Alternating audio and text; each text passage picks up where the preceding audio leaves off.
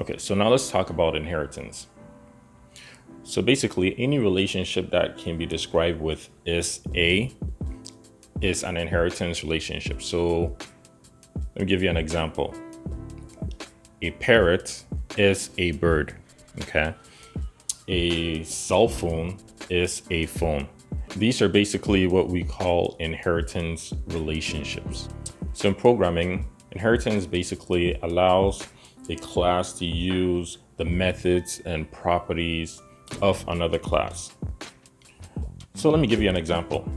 For instance, let's say we have a parrot, an eagle, and a bird. So the way we'll describe this inheritance relationship is that a parrot and an eagle is a bird. So the parrot and the eagle both inherit the properties of a bird. So in that case, the bird is the parent class or the superclass. And then the parrot and eagle are the subclass or child class of the bird. So let me use another example just to make this a little bit more clear. Suppose we have a desk phone and a cell phone. You can also call this an office phone and a mobile phone. These two objects inherit the properties of a phone.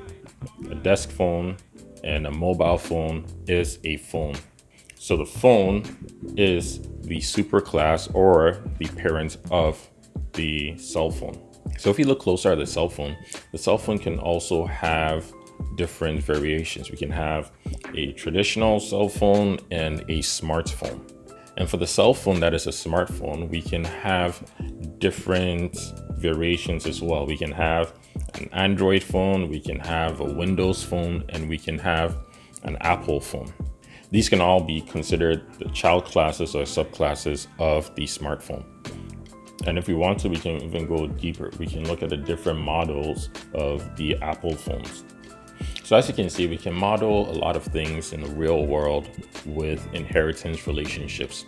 And the same applies to programming.